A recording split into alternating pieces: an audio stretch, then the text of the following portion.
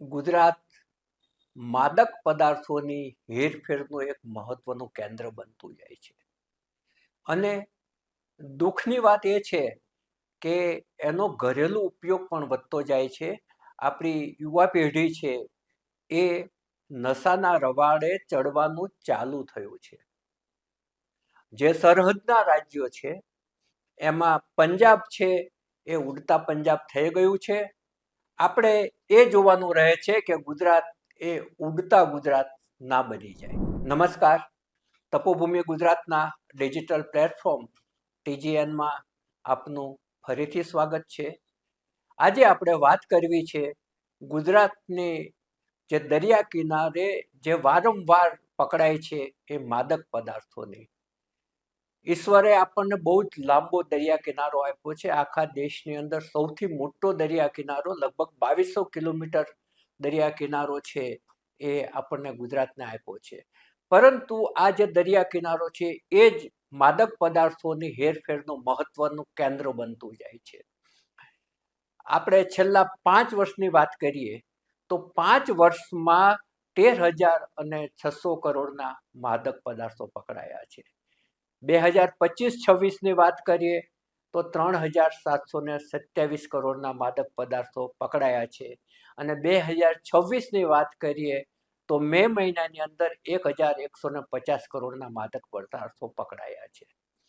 આ આંકડા છે એ પકડાયેલા માદક પદાર્થોના છે, પરંતુ જે માલ પકડાતો નથી અને જે બજારમાં જતો રહે છે એ આનાથી ઓછામાં ઓછો 10 ગણો હશે એવું અમારી ડિબેટમાં આવેલા એક નિવૃત્ત IPS અધિકારીએ કહ્યું હતું કે જે માલ છટકી જાય છે એ બહુ જ મોટા પ્રમાણમાં હોય છે અને જે માલની સાથે પકડાય છે એ નાની નાની માછલીઓ હોય છે.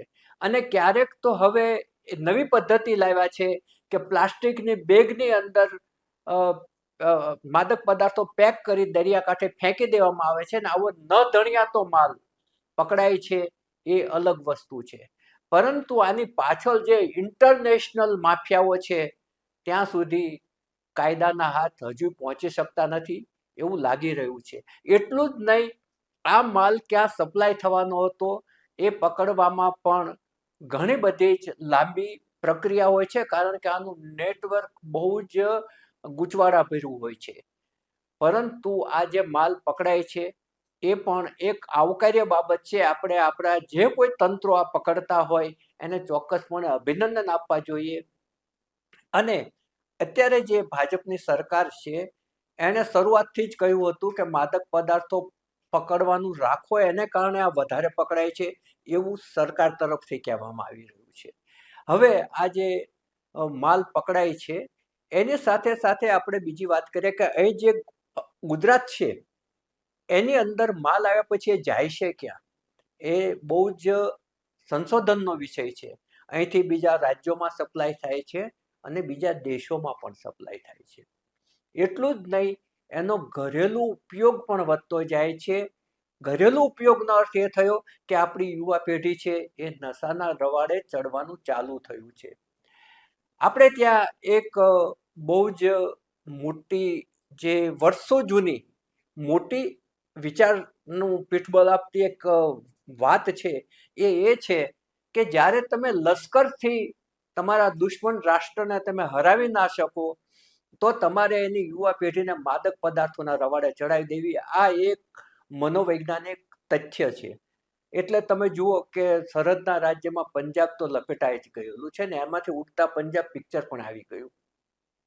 ગુજરાતની વાત કરીએ તો ગુજરાતની અંદર MD ડ્રગ્સ એટલે વપરાશ થતો હોય તો જ ઉત્પાદન થતું હશે, એનું ઉત્પાદન પણ ચાલુ થઈ ગયું.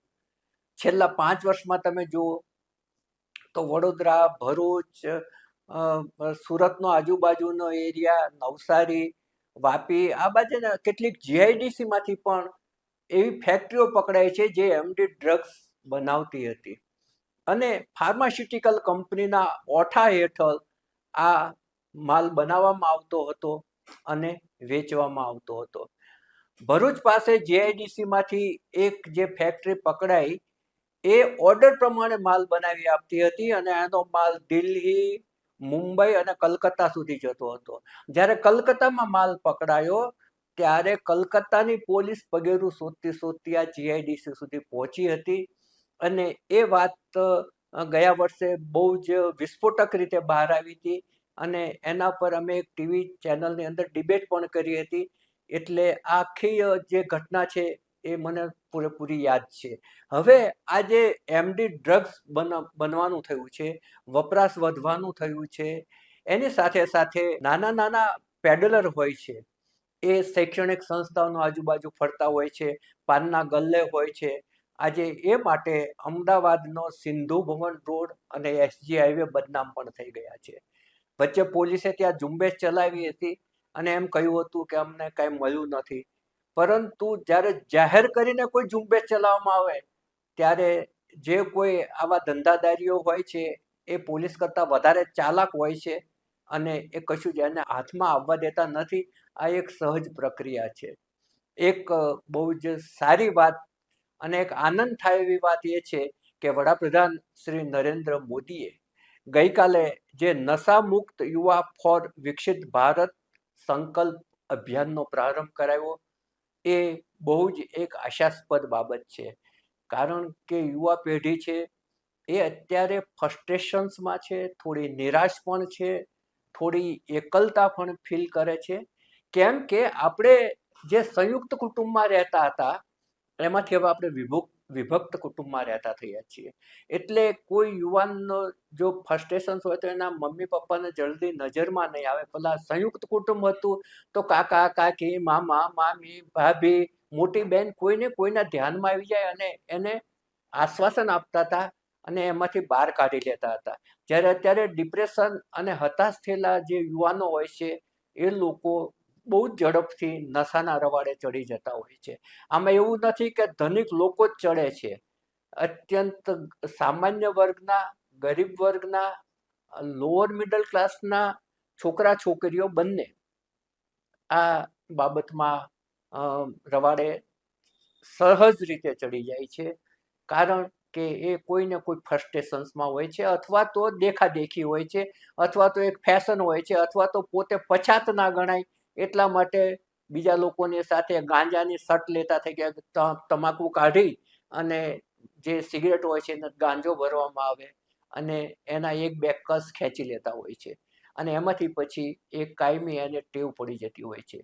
વડાપ્રધાન છે ગઈકાલે જે આ અભિયાન ચાલુ કર્યું એ વખતે એમણે જે ઉચ્ચારેલા શબ્દો છે એ બહુ જ વિચારણીય છે, મનનીય છે અને અમલમાં મૂકવા જેવા છે. એમણે એમ કહ્યું કે દુશ્મન દેશ યુવાનોને નશામાં ધકેલવા માંગે છે. ભારતમાં ડ્રગ્સ સપ્લાય એ આતંકવાદી ષડયંત્રનો ભાગ છે. આપણે તેમનો પ્લાન નિષ્ફળ બનાવવો પડશે. આ અભિયાન વ્યક્તિ, પરિવાર, સમાજ અને રાષ્ટ્ર માટે અત્યંત મહત્વપૂર્ણ છે. વિકસિત ભારત સંકલ્પ અભિયાન માટે નશાથી યુક્ત થયેલ યુવાનો માટે જ એ આજે સંકલ્પના કરવામાં આવી છે અને એનું જે નામ છે એમાં જ એની સાર્થકતા દેખાય છે. વિડીયો કોન્ફરન્સના માધ્યમથી શરૂ થયેલી આ રાષ્ટ્રવ્યાપી પહેલમાં 28,000થી વધુ સ્થળોએથી 1 કરોડથી વધુ યુવા મિત્રો આ જે અભિયાન છે એમાં જોડાયા છે એવું તેમણે કાલે સ્પષ્ટ કર્યું. ગુજરાતની અંદર પણ આ જ પ્રકારની ઝુંબેશ આખા દેશમાં શરૂ થઈ છે એટલે સ્વાભાવિક રીતે ગુજરાતમાં તો થવાની જ છે. ગુજરાતમાં પણ થઈ છે અને ગઈકાલે national forensic science university Gandhinagar ખાતે આ કાર્યક્રમ જે યોજાયો, મુખ્યમંત્રી ભૂપેન્દ્ર પટેલ પણ ઉપસ્થિત હતા અને આ અંગે વિગતવાર માહિતી છે એ વિડીયો કોન્ફરન્સથી જોડાયેલા, વર્ચ્યુઅલ જોડાયેલા વડાપ્રધાન શ્રી નરેન્દ્ર મોદીએ કહી હતી. અને વડાપ્રધાનશ્રીએ બ્રહ્માકુમારી દ્વારા યોજાયેલા કાર્યક્રમનું પણ વર્ચ્યુઅલી પ્રારંભ કરાવ્યો. એમણે પણ ડ્રગ્સ સામે મોટી ઝુંબેશ શરૂ કરી છે. આ જ રીતે શાહીબાગના બાપ્સ મંદિર ખાતે પણ આવો જ કાર્યક્રમ યોજાયો હતો, જેમાં ભાજપના પ્રદેશ પ્રમુખ જગદીશ વિશ્વકર્મા હાજર રહ્યા હતા. આપણે ઈચ્છીએ કે નવી પેઢી છે એ નશાના રવાડે ચડેલી હોય તો એ એમાંથી બહાર આવે અને એમની જે જીવન છે એને સાર્થકતા તરફ દોરી જાય. કારણ કે નશો છે જીવનને છિન્ન ભિન્ન કરનારી વસ્તુ છે અને એ દુશ્મન દેશ બરાબર સમજે છે અને એટલા માટે તેઓ આપણા દેશની અંદર ઘુસાડી રહ્યા છે. પાકિસ્તાનની જે સરહદ છે ત્યાં એક જે ત્રિકોણાકાર ભાગ છે જેને ગોલ્ડન ટ્રાયંગલ કહેવામાં આવે છે અને ગોલ્ડન ક્રેસન્ટ છે જે અર્ધવર્તુળાકાર ભાગ છે, ત્યાં અફીણની ખેતી થાય છે અને એ અફીણમાંથી જે કોઈ માદક પદાર્થો બનાવવામાં આવે છે એ દરિયા રસ્તે થઈ અને ગુજરાતની અંદર પહોંચાડવામાં આવતું હોય છે. આવી જ રીતે અફઘાનિસ્તાનમાંથી પણ જે માદક પદાર્થો છે એ વાયા ગુજરાત દેશના બીજા રાજ્યોમાં જાય છે. એવી એક આખી જો નેટવર્ક છે એ જે વારંવાર આ પકડાય છે એના ઉપરથી બહાર આવે છે. ઈચ્છીએ કે આ બધી જ જે દૂષણ છે એ દૂષણ અહીંયા જ અટકી જાય અને વડાપ્રધાનશ્રીએ આ જે અભિયાન શરૂ કર્યું છે એ અભિયાન ખૂબ જ સાર્થક નીવડે તેવી શુભેચ્છાઓ. હું છું પ્રફુલ્લ ત્રિવેદી. અમારી આ રજૂઆત આપને ગમી હોય તો ચોક્કસપણે એને શેર કરશો, એના ઉપર તમે શું માનો છો નશા અંગે તેવી કોમેન્ટ કરશો અને સબસ્ક્રાઈબ કરશો. નવા વિષય સાથે ફરી મળીશું. નમસ્કાર.